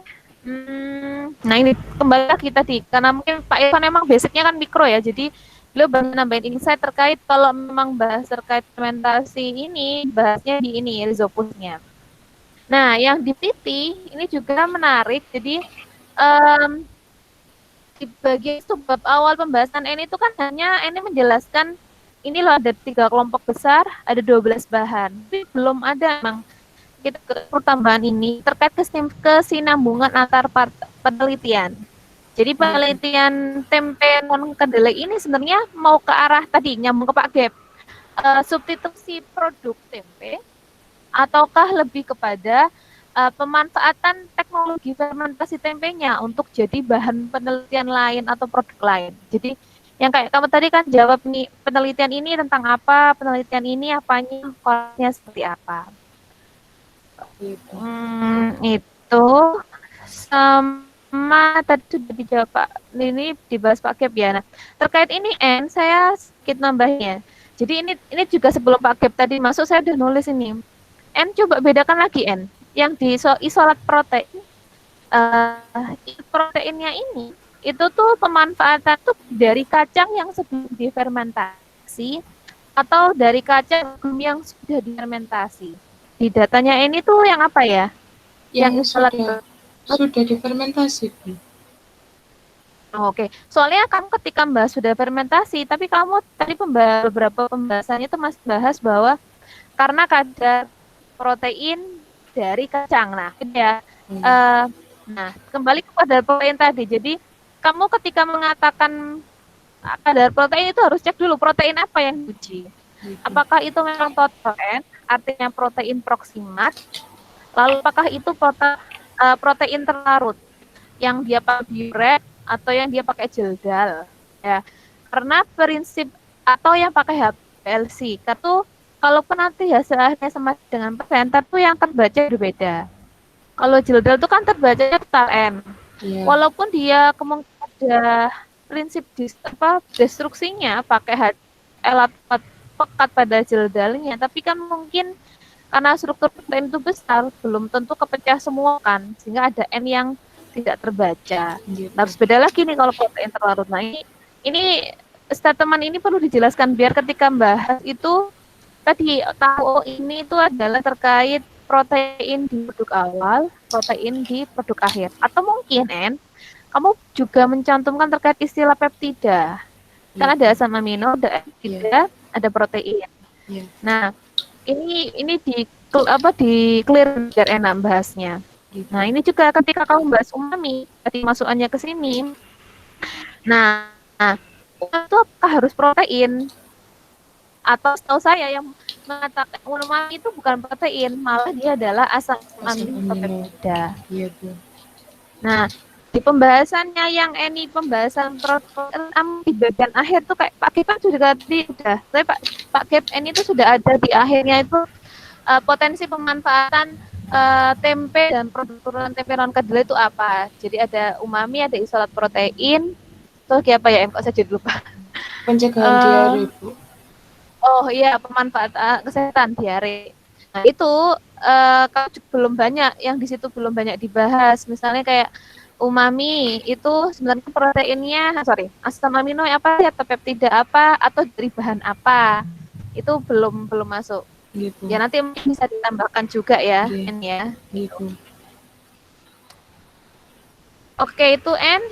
Saya minta N ini mungkin bisa live bentar. Iya. Saya akan rapat sebentar dengan Bu Satiti, Pak Van, nanti agak taman dari Pak Laku Kaprodi. Nanti kalau sudah sekitar gak lama sih, ya minimal 5 lah, paling ke 5-10 menit juga nggak lama. Nanti kita panggil lagi gitu ya, En ya.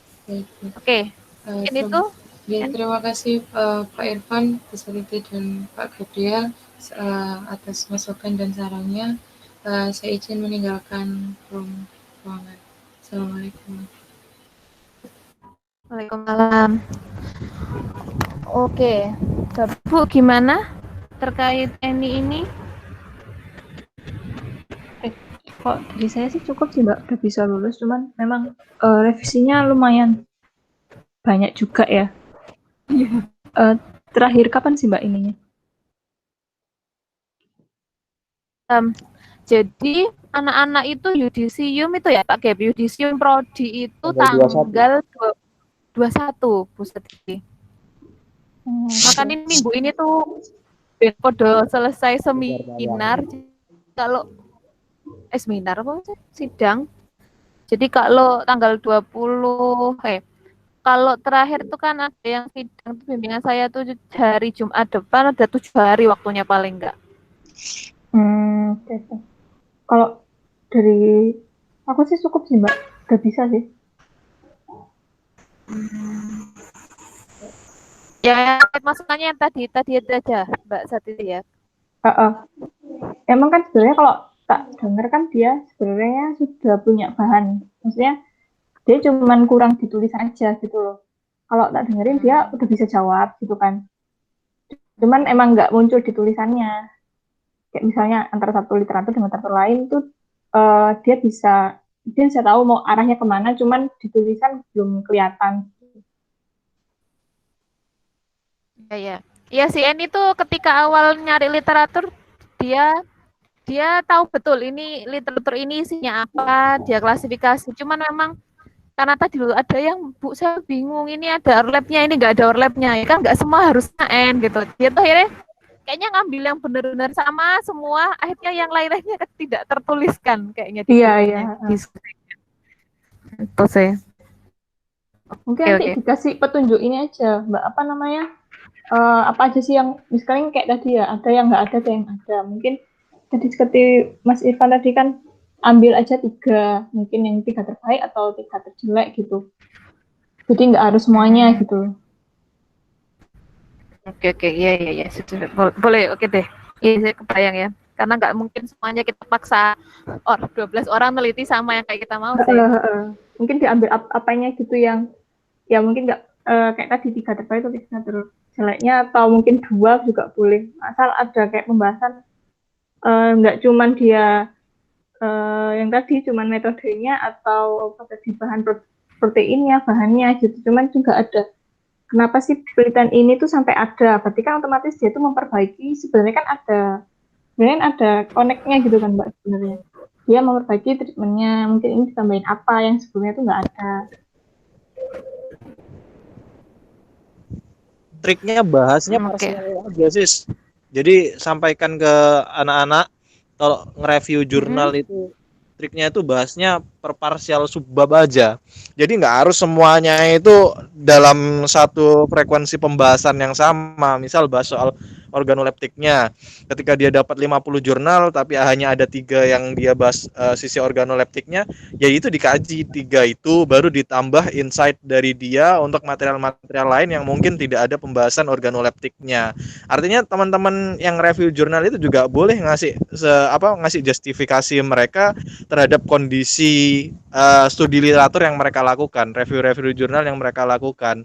Soalnya beberapa yang kemarin tak review, yang tak uji, termasuk teman-teman Tekim, mereka itu seolah hanya membandingkan isi jurnalnya, tapi tanpa memberikan satu wawasan atau konsep di laporan penelitiannya mereka. Jadi cuma kayak kesan tugas kuliah aja, nge-review tok gitu, tapi nggak ada nggak ada wawasan atau konsep baru yang masuk di situ.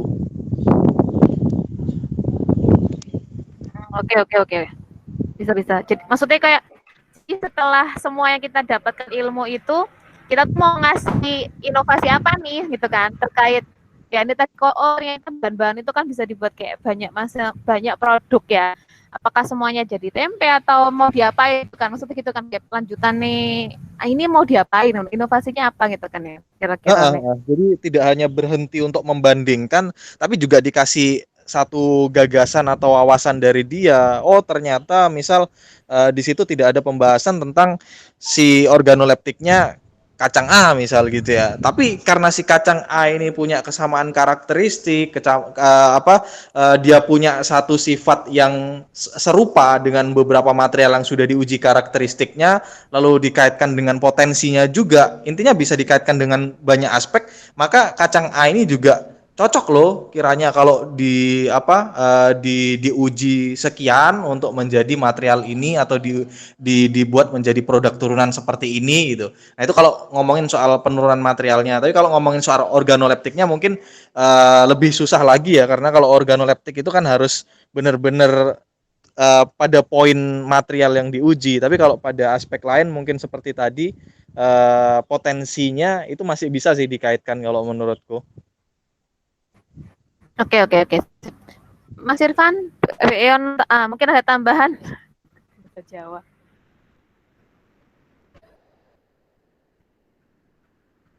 Oke, Mas Irfan, ini WA tadi sih. Oke, nggak apa-apa Mbak Yun, cuman memang harus dipadatkan lagi ya, apa namanya kontennya ya.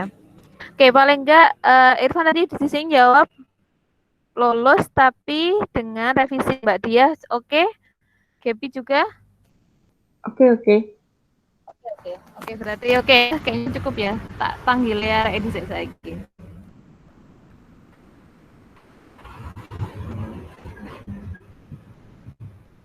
Enak ujian online, biasanya ujian offline ya.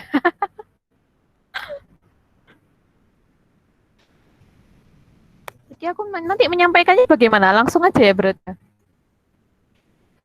Ya, kesimpulan dari penguji. Oke. Nungguan ininya masuk. Oh iya, nanti di emailnya Bu Biasa Titi sama Pak Irfan itu nanti kan ada form penilaian sama ada form permohonan revisi.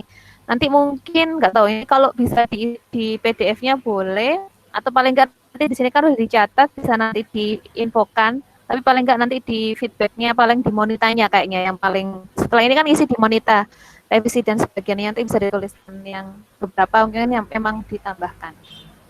Oke, Eni sudah datang, sudah join ya. Kira-kira gimana En? Lebih mudah atau lebih susah sidang online ataupun online atau offline?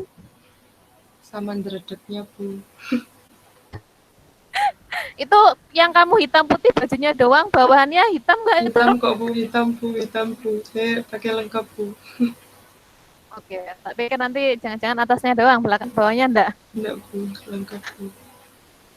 Oke, jadi berdasarkan hasil diskusi kami, yang pasti pertama harus dilakukan adalah ini sudah cukup baik mereview 2 busnya, tetapi memang hasil review tadi belum banyak tertuangkan informasinya di dalam draft script-nya ya.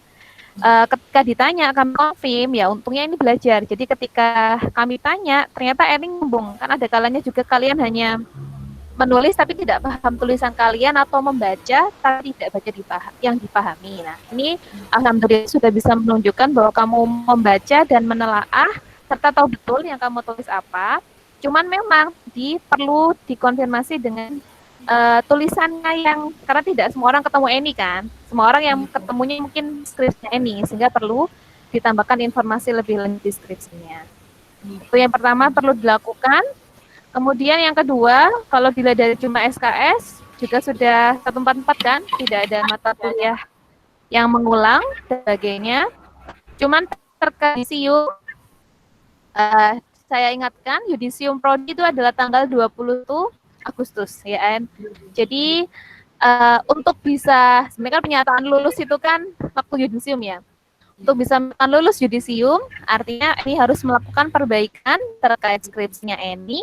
Kalau untuk SKS sih oke, sehingga bisa nanti lulus di yudisium. Jadi hasil putusan kami adalah untuk sidangnya ya kami nyatakan lulus, tetapi dengan perbaikan dan revisi sebelum tanggal kalau bisa seminggu ya, maksimum banget tuh seminggu sehingga bisa persyaratan lainnya diselesaikan sebelum yudisium. Baik Bu, terima kasih banyak.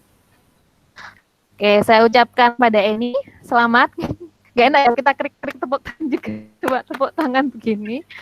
Oke, saya ucapkan selamat kepada Eni. Sampaikan salam ke orang tua. Insya Allah, Bu lulus semester ini nggak perlu nambah lagi untuk semester depan. Diperbaiki dan tetap semangat ya. Iya Bu. Itu dari saya, mungkin dari Pak Kep atau Pak Irfan ada tambahan? Ya saya nambahin sedikit aja. Ini tahapan ini bukan tahapan terakhir dalam kehidupanmu ya, insya Allah seperti itu.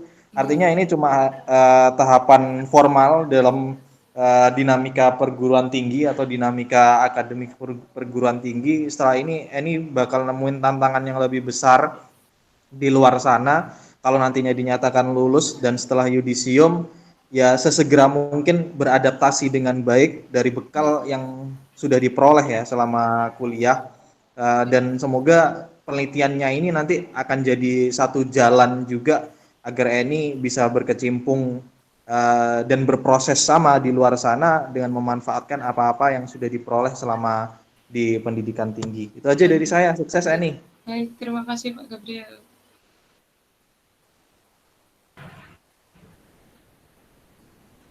Oke, mungkin kalau tidak ada lagi tambahannya, saya ucapkan alhamdulillahirrahmanirrahim.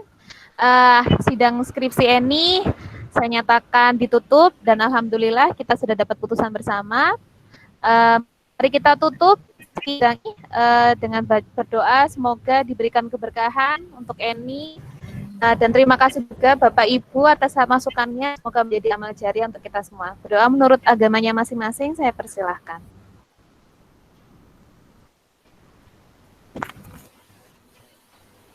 Berdoa dapat dicukupkan.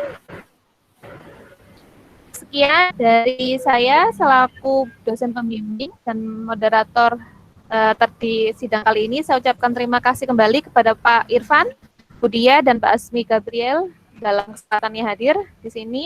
Oke, saya tutup. Terima kasih semuanya. Selamat untuk Eni ya. Sekali lagi, Assalamualaikum warahmatullahi wabarakatuh. Terima kasih Bapak Ibu dosen penguji, Bapak Gabriel.